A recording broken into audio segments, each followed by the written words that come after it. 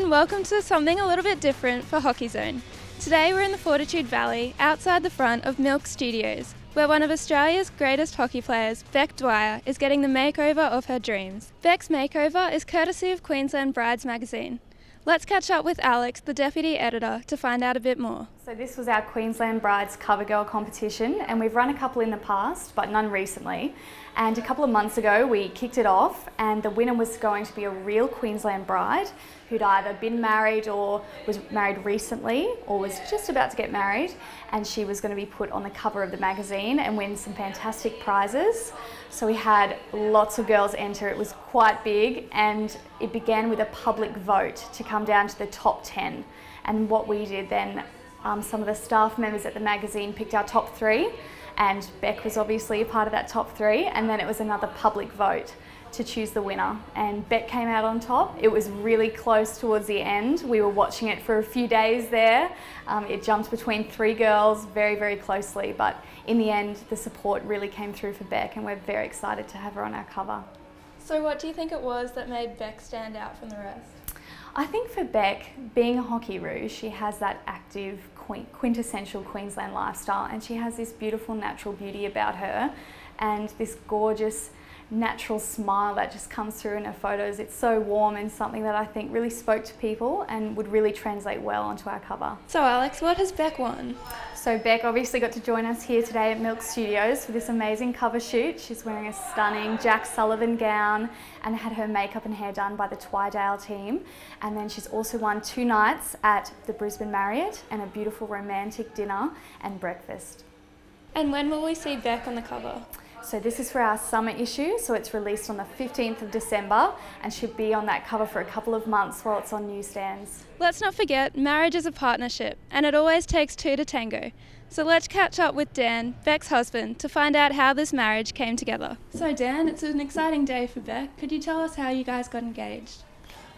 Just a Friday night, and I picked up the ring that day, and I wasn't going to do it on that night, but as soon as I got it, I was like, I have to do it. So we went for a drive. Usually we go for a drive somewhere, go for dinner. It takes us a while to find where we're going. Ended up going to South Bank. We skipped dinner. I just got an ice cream. We went and sat by the river looking at the city. And I put some rubbish in the bin, and then I turned around, and Bec was turning around looking at one of those tricycles drive by. So I pulled the ring out of my pocket, dropped to her knee, and she's turned around and she's seen the ring, and I asked her. It took me a few seconds to ask her. I got a bit nervous, I think. But she said yes, and a few tears and that, and yeah, it was a good night. So. And we hear your wedding was a bit of a spontaneous one. Could you tell us a bit about that? Yeah, I suppose Bec and I like to be a bit different when it comes to, you know, different things. We decided to do engagement party surprise wedding. We had it at Vic Park, so we had a room set up so we could entertain as a surprisement party for a little bit, and then we ducked off and got changed and then opened the big doors and we had a wedding. So it's just a way for us to, I suppose, save a bit of money and get everyone there that we wanted to be there, and yeah, just have a good night and dance the night away. So it was really good. So Dan, how are you feeling today about seeing Bec back in her bride's dress? It was nervous coming here. Bec was really nervous about coming here again. I got a bit nervous too for her, but it's pretty good to see that she's worked hard all her life, so something like this is really good for her and she deserves it. But yeah, it's not as nerve-wracking as seeing her walk down the aisle on that day we got married, so yeah, but it's good to see her looking good and having a good day.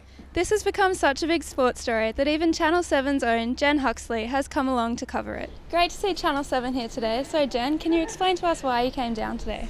Obviously really excited to be here. You're right, it's unusual to see a sports reporter here doing a bridal shoot, but the beautiful Bec Reuter, who's a wonderfully successful hockey player and also a gorgeous, lovely person, is here shining today as Queensland Bride magazine's Bride of the Year. Couldn't miss the opportunity. What a different story. And of course, across Channel 7 now that we're the Commonwealth Games and Olympics broadcasters. It's just another level we can show of our athletes. We're just thrilled. Hockey, as has been noted, probably misses out a little bit at times on coverage, but we're absolutely determined to give it the coverage it deserves, and this is just a wonderful plug before the girls head off overseas. And I hear you've been following this story for a while. I have to confess, I actually voted for Bec. I thought it was just such a wonderful thing for one of Australia's top female athletes to be brought in the spotlight for another reason as well. I mean, there's so many amazing role models out there. She's one of them. She's a fit, healthy woman, and I think it's sort of really important when body image is such an issue like now for girls, and just to be able to hold someone up like that as a role model who's successful and healthy and does just such wonderful things for the sport and I think women in general. So Bec, how did you come about entering the competition? I went to the Queensland Brides Expo at the start of the year, and there was a competition there, and the thing that drew me to it was that you won obviously the cover shoot and also 2 nights accommodation, romantic dinner, romantic breakfast. Obviously our wedding was a bit of a surprise, but we didn't get our honeymoon, so I thought this would be a good opportunity just to get away for a couple of days as a married couple. So what's it like? What's the best part of being Bride of the Year? Getting all dressed up in a massive big wedding gown designed by Jack Sullivan, my hair and makeup done, yeah, just really getting dressed up and feeling like a little princess for the day. Can you tell us a bit about what it was like when you found out you were a finalist? I was actually at school, so we got the top 10 finalists through votes, and Queensland Brides selected the top 3 finalists just from default, and then had to get voting started again. And at school I was getting all the boys to vote, all their parents were getting on board, everyone was voting for me, and then I missed the phone call, but I got an email from Nicole and she told me that I'd won. And yeah, it was pretty exciting. The boys are all stoked. They actually want to go and buy a bridal magazine, which is strange, but pretty cool. Did you ever expect to win? No, definitely not. No way. The people I was competing against were gorgeous girls. I honestly did it just for a bit of fun. And so when you said before that your wedding was a surprise, could you tell us a bit about that? Yep, so when Dan and I got engaged, obviously we've bought a house and we've got a lot of expenses, and we thought what's a better idea than getting the family together, all our friends, not having to pick and choose people. You know, you have to, nowadays with weddings you need to cut the guest list quite short, so we didn't want to do that. So we thought about having an engagement party and turning it into a wedding, and yeah, we did that. We had 195 guests there, but no one that we invited everybody that we wanted there, and we were able to party with them the whole time, so it was wonderful. So how do you think this has raised the profile of hockey? Look, I hope it has raised the profile of hockey even just a little bit. Obviously they can see, you know, I work full time, I train full time. I can also have a little bit of fun doing stuff like this. But yeah, that was one of my main focuses, not only getting the honeymoon as such, but also trying to raise that profile a bit. So in terms of the photo shoot today, what's been the best part of getting all glammed up? Oh wow, just having fun with the camera, trying to do different angles. You always see in magazines, and wonder how the girls look lovely and how they get those sorts of angles and photos done, and just being on the other end of it and seeing how it's all done. It's fun. Everyone here has been great, so it's been really enjoyable day. And being a girl from Toowoomba, have you ever had any aspirations of becoming a model one day? No, definitely not. I'm a typical tomboy. Played all the sports I could, hung out with the boys, a few of the girls too, but yeah, I just like to be in my shorts, my shirt, my trackies, and just hang out with my mates. So I'm definitely not one to be dressed up, glammed up all the time. So this is really nice and different for me. So with your surprise wedding, everything I'm sure was very quick and rushed. Is today a bit of a different experience with all the pampering and stuff that's going on? Actually today I'm more nervous than what I was before my wedding day. I think because I don't want to let anyone down with this, but yeah, no, the wedding wasn't rushed. I had everything that I wanted. Everyone was there that I wanted to be. That could obviously make it.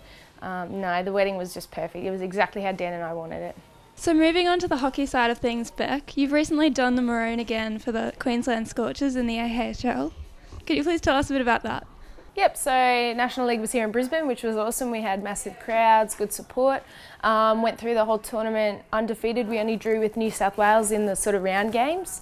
And then the finals we lost to New South Wales, unfortunately. It was a really good game. It was tough. We knew it was going to be tough, but yeah, you win some and you lose some, I suppose. So how did the girls bounce back after that final? We were all quite down about it, obviously. We were up 2-0 in the final at half-time, I think it was, and then New South Wales scored 3 very quick goals. It wasn't a matter of us at half-time going, yes, we've got this. We actually went into the final, after the half-time talk, went into the game thinking we cannot let our guard down, we have to work hard for this. Just obviously, they worked a lot harder. We did have an injury during that quarter where they scored those 3 goals, which sort of muddled up a little bit of the rotations, you know, got everyone a bit flustered. So that could have had something to do with it, but yeah, they scored 3 very quick and good goals. And no doubt you'll be heading back to training as soon as you can back in Perth. Can you tell us a bit about the selection process for any upcoming tournament? Yep, so from National League they selected a 27 women's squad. We're training starting Monday. I don't fly out till Monday afternoon because I've got to sort out some work, but they've got us training for 3 weeks. And then on the 4th of November they select 2 teams, one to New Zealand, and that's a tour, and then there's also a Champions Trophy held in Argentina. You could be selected in both teams, you might only be selected in one, you might not make either team. So after the 4th of November, everyone will know whether they're jet setting around the world or they're heading back home to work or to university. So what are your goals for the next few weeks? Look, my goal at the start of the year, and I told this to Des King, my QAS coach, I said I wanted to make Champions Trophy. I'm that little bit step closer to making that team. I've got 3 hard weeks of training, but I'm out there to prove a point that I can still keep up with the younger developing players as a more older, not experienced, but more of an older player in the squad. So I really want to give it my best shot. You know, I'm getting towards the end of sort of a hockey career, closer to the 30 age bracket. Obviously there's other things you need to do later on in your life, so I really want to give it a really good crack this year and possibly the next 2 years. Rio's not far away, and we'll see what happens. So with some of the big names out for the Champions Trophy, how do you think the younger side will perform? I think they need to start doing this. Obviously Madonna Blythe's out, Ash Nelson's out and Rachel Lynch. Huge core strength of the team, but I think they need to start developing players because quite a few players will probably retire after Rio, and they need to have that strength and that depth within the squad still. So I think it's great they're giving people an opportunity. I think there's 9 players who are uncapped for Australia so far going into this camp. So it's a really good opportunity for them, and also people like me who have only played a few caps for Australia to have another crack. So it sounds like a very busy few weeks coming up. When do you think you'll ever fit this honeymoon in? Yeah, it is going to be busy. We've got the honeymoon from Queensland Brides we'll probably do during December. And then Lindsay Leck, a fellow East player, she's getting married next year in New Jersey. So ideally Dan and I want to fly over there for the wedding and then maybe honeymoon a little bit longer, maybe in Hawaii next year. So Bec, before we let you go, and you're looking really lovely today, could we just get you to talk through that wonderful goal you've scored for Goal of the Year? It was a bit of a blur when people were talking about it. I had to go back and look at the video off YouTube. All I can remember is carrying the ball, got past the last defender and thought, geez, I'm a bit close to the baseline, what the hell, have a crack? And I don't know, miraculously the ball curved and went into the goal box. I don't know how it happened. I wouldn't be able to pull it off again, I don't think, if I tried. I think because I didn't think about it, that's why I pulled off really well. So, happy days. So that's a wrap for the shoot and the story. Make sure to keep an eye out for the December issue of Queensland Brides magazine and for Channel 7 and their report in the following weeks. Good luck to Bec and the Hockey Roos in their upcoming tournaments. Signing off, this has been Bridget Vandal from Hockey Zone News.